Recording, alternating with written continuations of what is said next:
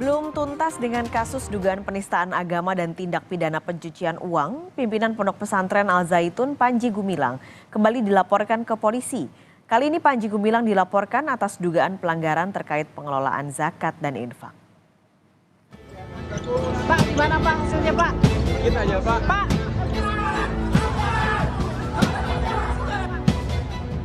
Pimpinan Ponpes Al Zaitun Panji Gumilang kembali dipolisikan.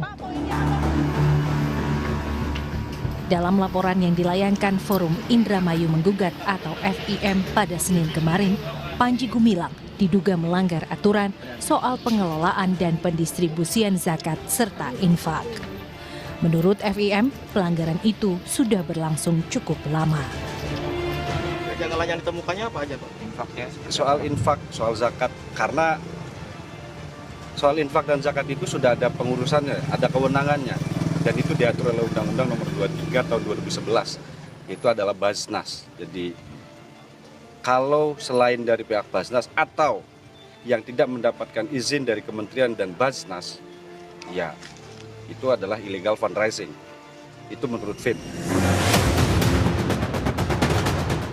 Menanggapi aduan dari Forum Indramayu Menggugat, Polres Indramayu akan memeriksa para pelapor mulai Selasa atau Kamis mendatang.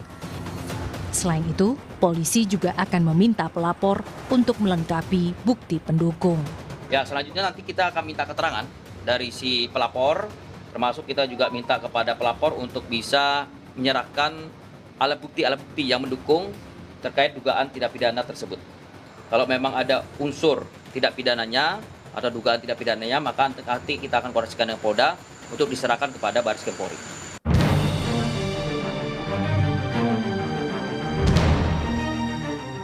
Di sisi lain, ratusan rekening Panji Gumilang telah diblokir PPATK. PPATK menyebut pemblokiran rekening dilakukan agar pihak kepolisian bisa menelusuri aliran dana yang diduga terkait pencucian uang. Sesuai kewenangannya, PPATK bisa melakukan pemblokiran untuk mencegah Panji Gumilang memindahkan dana yang terindikasi tindak pidana pencucian uang.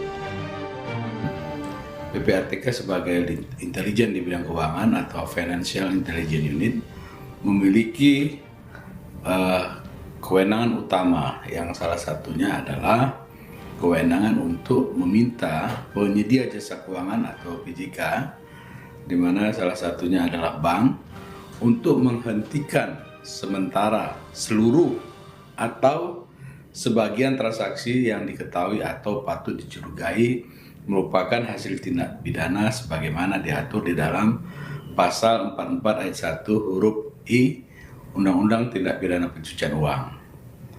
Tindakan yang dilakukan oleh PPATK ini dimaksudkan agar dapat mencegah adanya upaya pemindahan atau penggunaan dari rekening yang diketahui atau dicurigai merupakan hasil tindak pidana. Sementara soal isu backing di balik Ponpes Al Zaitun, Ketua Dewan Pertimbangan Presiden Wiranto angkat bicara. Wiranto membantah punya keterkaitan khusus dengan Ponpes Al Zaitun. Wiranto mengaku terakhir kali berurusan dengan Ponpes Al Zaitun adalah saat kampanye pemilihan calon presiden di pemilu 2004. Sudah di Tempo sudah saya sampaikan bahwa itu kan hanya mengkait pada saat saya menjadi calon presiden di tahun 2004. Saya kampanye di banyak pondok pesantren termasuk di Al Zaitun ya. Dengan demikian maka saya memberikan berbagai kebijakan yang akan saya bangun sebagai calon presiden waktu itu. Dan pada saat pemilu memang suara saya cukup besar di sana. Itu aja, setelah itu memang saya nggak ada kaitan apa-apa dengan Al Zaitun ya. Seperti diketahui, Ponpes Al Zaitun yang dipimpin Panji Gumilang tak henti-hentinya jadi sorotan. Selain isu penistaan agama, Ponpes ini dikaitkan juga dengan Gerakan Negara Islam Indonesia (NII). Ditambah lagi, dugaan tindak pidana pencucian uang yang menjerat Panji Gumilang.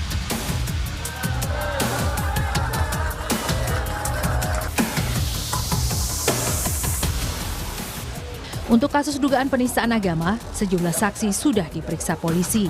Salah satunya selebritas yang juga mantan Wakil Bupati Indramayu, Luki Hakim. Di tengah penyelidikan yang dilakukan polisi, massa yang tergabung dalam aliansi Santri dan Rakyat Indramayu, Jawa Barat berencana kembali berunjuk rasa di Pondok Pesantren Al-Zaitun. Mereka menilai penanganan kasus yang menjerat Al-Zaitun oleh polisi sangat lamban karena hingga kini pimpinan Al-Zaitun, Panji Gumilang, tak kunjung ditangkap. Tim Liputan Kompas TV, Indramayu, Jawa Barat.